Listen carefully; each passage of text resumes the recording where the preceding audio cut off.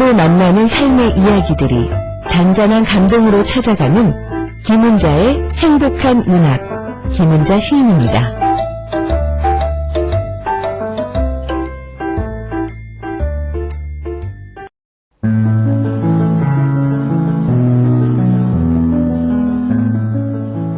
김은자의 행복한 문학.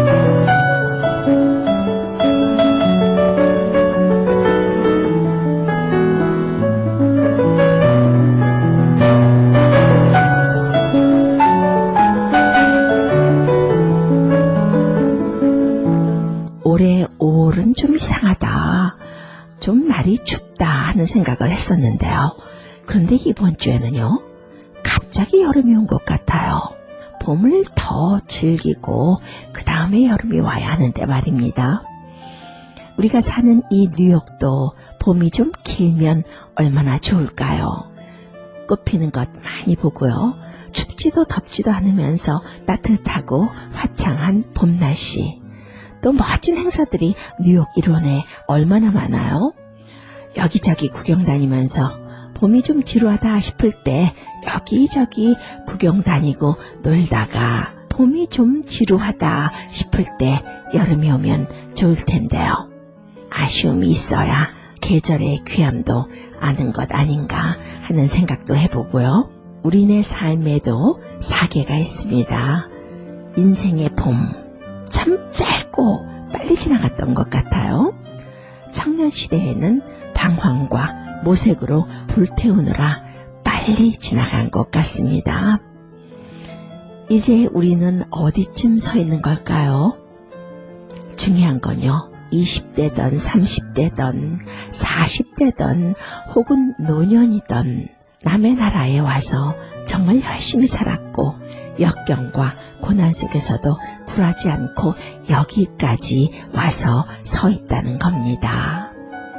헤르만 헤세는 그의 글 속에서 거대한 밤나무의 무성하고 짙은 우둥지 사이로 별들이 가득한 검푸른 하늘이 보였다.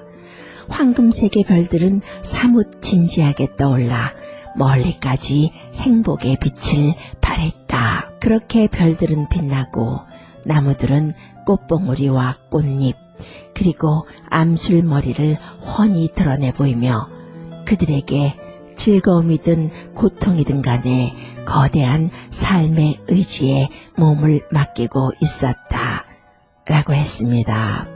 여러분의 현재가 봄이든 여름이든 혹은 떨쳐버릴 수 없는 슬픔이나 고통 속이든 삶의 의지에 몸을 맡기고 있다는 건 확실합니다. 그런 의미에서 우리에게는 희망이 있습니다. 오늘도 여러분들과 문학을 말하면서 삶을 들여다보면서 또 희망을 말하는 행복한 문학, 이 시간만은 여러분들에게 확실한 봄이 되기를 바라면서요. 줄장미가 조금씩 담을 넘어가는 5월의 마지막 주입니다.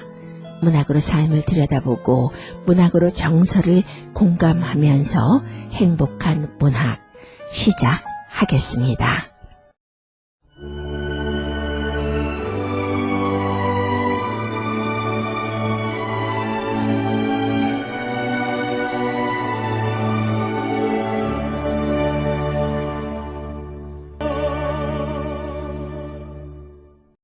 행복한 문학, 이 시간에는 좋은 스필과 시, 소설, 유명 문학인 인터뷰, 문학 뉴스 등을 전하고 있습니다. 제가 오랜 동안 진행했던 시콩은 시를 위주로 했었다면요. 행복한 문학에서는 다양한 문학을 소개하려고 합니다. 될 수 있으면 원활하고 또 우리 삶의 이야기, 또 삶의 지표가 되는 그런 문학 작품을 선별하고 있습니다.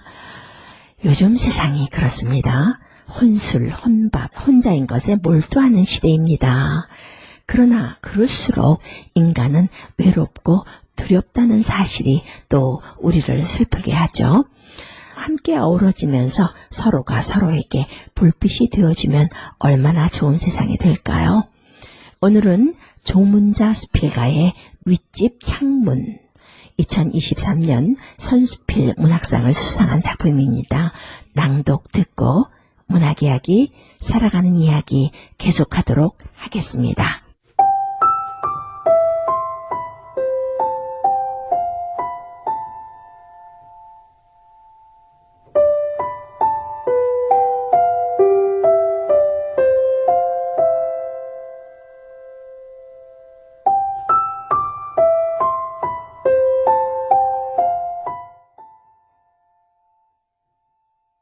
귀뚜라미조차 숨을 멎은 듯 사위가 고요하다. 인적 드문 산속에선 창문도 친구여서 불 켜진 윗집 창문을 곧잘 올려다보곤 한다. 능선의 가른막길을 따라 올라가다 보면 통나무를 엇긴 흙담집이 나온다. 집에서 50m쯤 떨어진 윗집이다. 그곳엔 삐덩삐덩 마른 몸을 한 영감이 산다.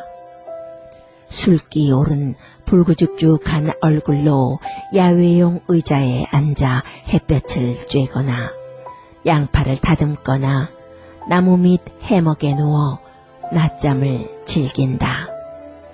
솔밭에 서면 오래된 소나무 같고 바위 위에 앉으면 이끼 낀 바위 같다.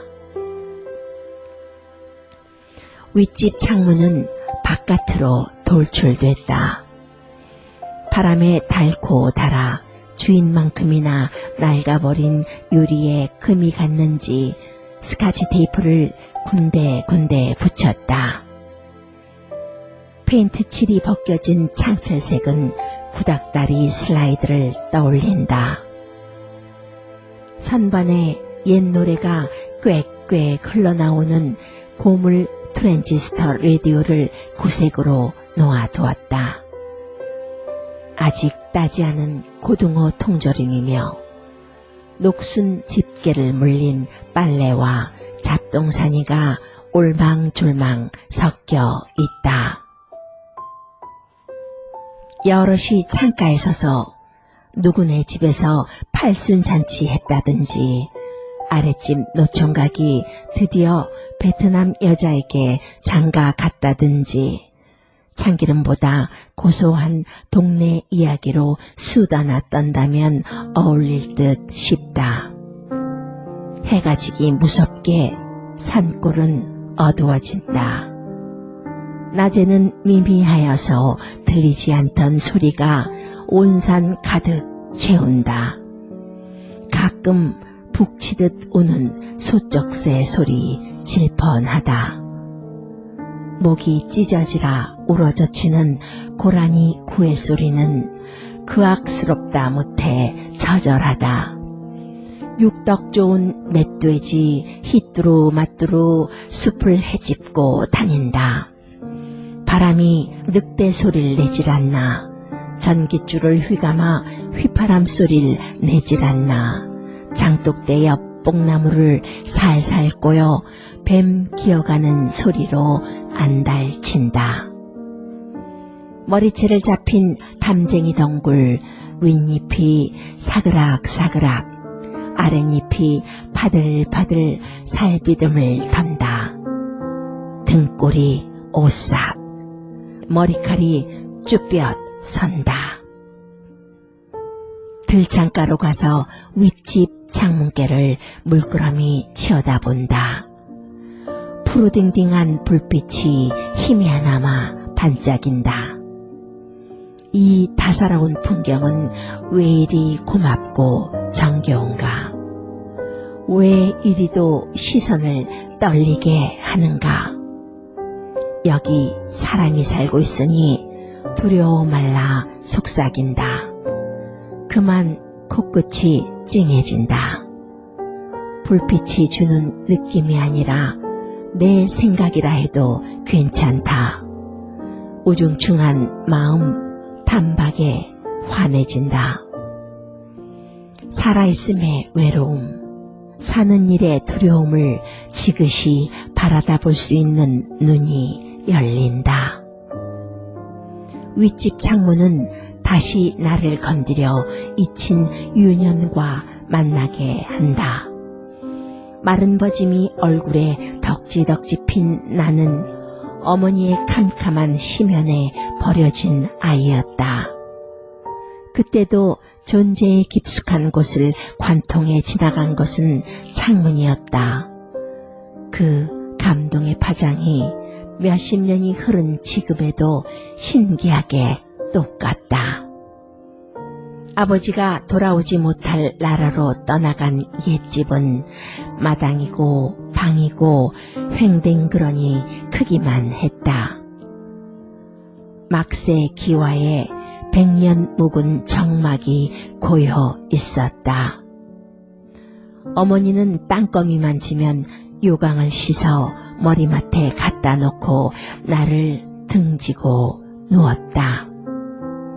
마을에 미친 여자가 있었다. 낮에는 가만히 있다가 밤만 되면 이 집 저 집 찾아다녔다. 남의 집 팻마루에 앉아 히득히득 웃음을 날리기도 하고 흐느끼기도 했다.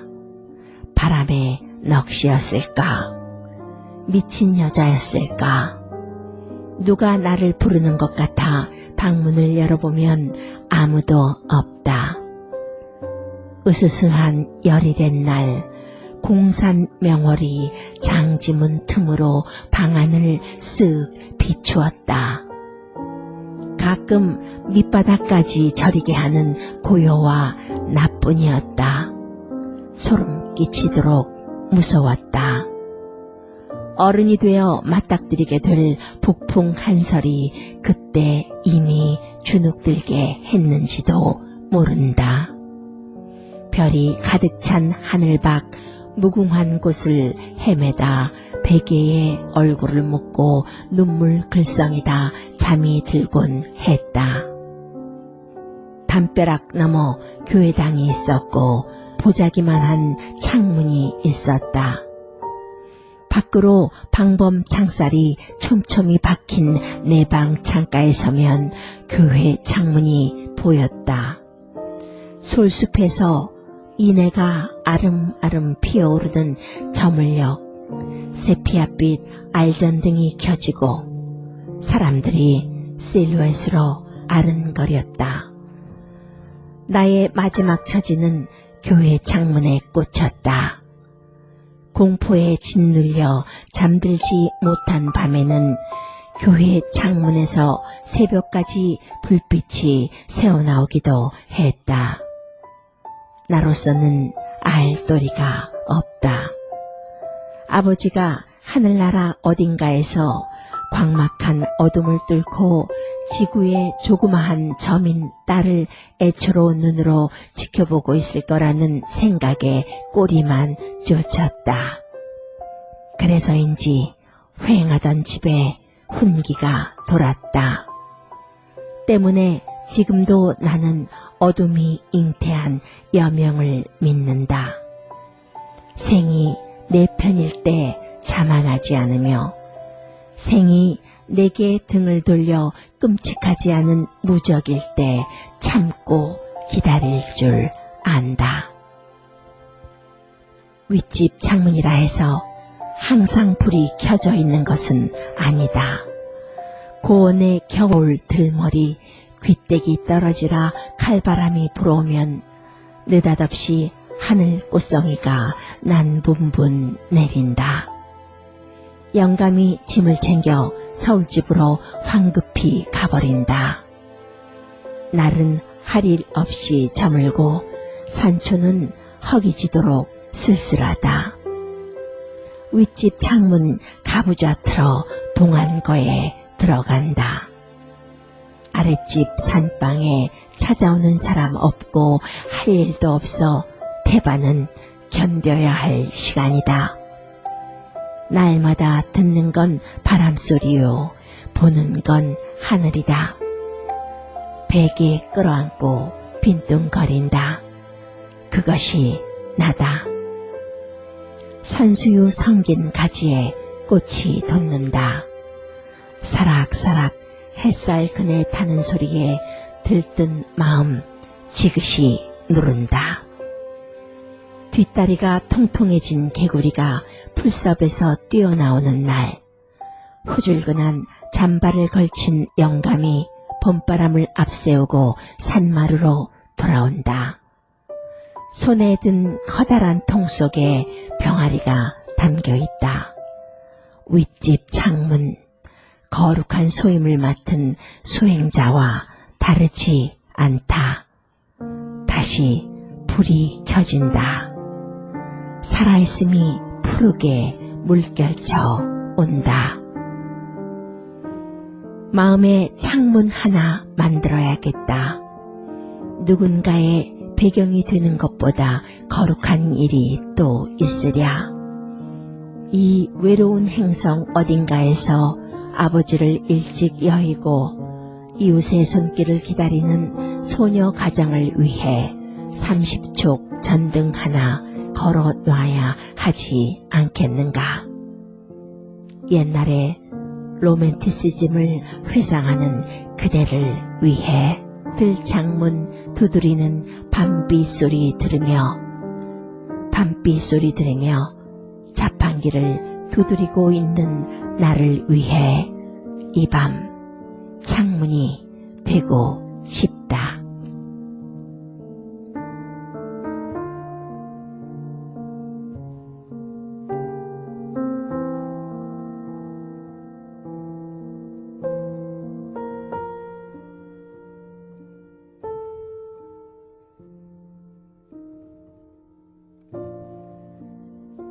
여러분들은 이런 생각 해본 적 있으신지요? 누군가의 창문이 되고 싶다. 작가는 누군가의 배경이 되는 것보다 거룩한 일은 없다고 말하고 있나요? 아름다운 생각, 이 놀라운 발견을 글 쓰는 사람은요, 그런 글 한 편 쓰느라고 고민하고 수도 없이 고치고 지우고 또 다시 쓰고 했을 텐데요. 우리는 이렇게 편안하게 듣습니다. 외딴 집 작은 창문 하나로 이렇게 멋진 생각과 글을 탄생시키다니요. 그래서 문학이 위대한 거죠. 인간의 상상력과 인지 그리고 예술은 모든 것을 뛰어넘습니다. 인적 드문 동네에서 이웃집의 창문이 위로가 되고 의지가 된다는 것 미처 생각 못했는데 말이에요. 이 글은 2023년 개간 선수필이 선정한 선수필 문학상을 수상한 작품입니다. 가히 수상작이다 하는 수필이죠. 시골 동네, 인적도 드문 산마을, 윗집 창문이 하나 있는데요. 여럿이 모여서 누구네 집에서는 어떻대더라, 뭐 팔순자치를 했다더라, 뭐 노총각이 장가를 갔다더라, 뭐 이렇게 고소한 뭐 별것 아닌 수다를 떨면 딱 어울릴 것 같은 그 창문이 엉뚱한 모습을 하게 한 거예요. 창문에서 새어나오는 푸르딩딩한 불빛이 따사롭고 고맙고 정겹다고 말하고 있습니다. 여기 사람이 살고 있으니 두려워 말아라 말하는 것 같다고 하죠. 우중충한 마음 단박에 환해진다. 살아있음의 외로움, 사는 일의 두려움을 지그시 바라볼 수 있는 눈이 열린다. 그러니까 그 외딴 집 저만치 이웃 밝은 창가에서 새어나오는 불빛에 우중충한 마음 환해지고 나 이렇게 살아있구나. 그래서 외로운 거구나. 또 이렇게 혼자 산다는 건 참 두려운 거구나. 사람이 아무도 없는 산속에서 이렇게 혼자 산다는 것은 두려운 것이구나. 라는 것을 자기 자신의 모습을 지그시 돌아볼 수 있게 됐다는 말입니다. 참 이 글이 고마운 것은요. 외딴 산속 마을에 산다면 뜨문뜨문 있는 이웃의 창에서 새어나오는 불빛 그냥 고마웠다라고 끝났을 텐데요. 작가는 거기서 한 발 더 나아가서 나도 마음의 창문 하나 달아야겠다. 만들어서 달아야겠다. 살면서 외롭고 어려운 삶을 살고 있는 누군가를 위해서 작은아마 위로가 되고 배경이 되어야겠다고 고백하고 있습니다. 그러게 말이에요. 그렇게 사는 것이 인생의 본질이죠. 그런데 우리는 그런 거 모르고 살잖아요. 우리는 본질적인 것을 그러니까 잊고 살 때가 너무 많은 거예요. 예. 무엇을 위해서 이렇게 달려가고 있는지 모르겠습니다.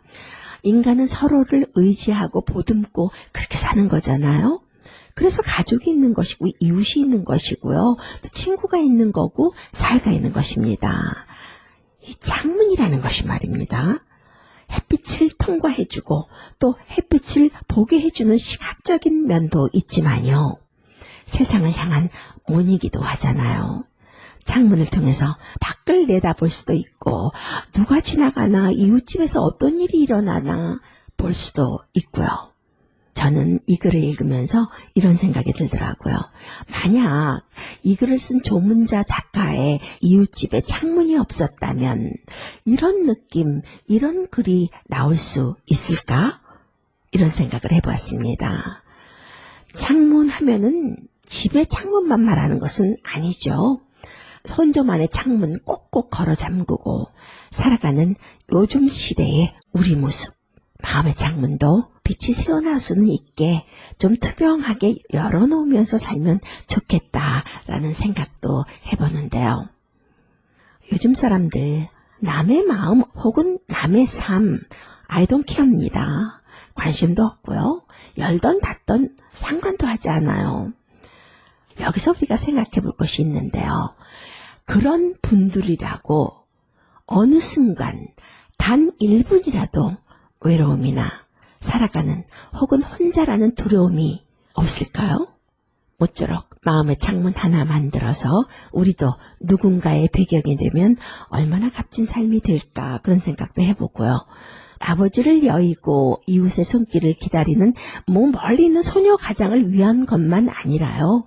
자신을 위해서 멀리 갈 것도 없습니다. 가족을 위해서, 가까운 친구를 위해서 20촉이라도 전등 하나 마음의 창문에 걸어놓으면 참 좋겠다. 그런 생각이 든 작품이었습니다. 이 글을 쓴 조문자 수필가는요. 1954년 전남 목포 출생입니다. 전주 한일장신대 신학과를 졸업했고요. 대한예수교 장로회 전도사로 30년을 심호했네요. 퇴직 후에 산속에서 전원 생활을 하면서 아마 그 속에서 이런 글을 쓴 것이 아닐까 싶은데요. 좋은 작품 써서 우리들의 마음을 밝혀주네요. 이것이 또 문학의 힘이기도 하죠. 또 수상도 많이 하셨네요. 농촌 문학상, 기독 여성 문학상, 들소리 문학상, 통일문화재 문학대상, 선수필 문학상 등을 수상했습니다. 오늘은 여러분들에게 조문자 수필가의 윗집 창문이라는 수필을 소개해드렸습니다. 여러분들은 어떠십니까? 누군가의 창문을 들여다보거나 창문에서 은은하게 새어나오는 불빛으로 위로받고 힘이 되신 적 있으신죠? 아, 나도 작고 소박하지만 남들 보기엔 거창하진 않지만 마음의 창문 하나 만들어야겠다 생각하신 적은 있으신죠? 문학으로 삶을 짚어가고 문학으로 정서를 공감하는 행복한 문학. 벌써 또 시간이 다 됐네요. 여기서 잡겠습니다. 저는 김은자였습니다. 지금 나는 우울해.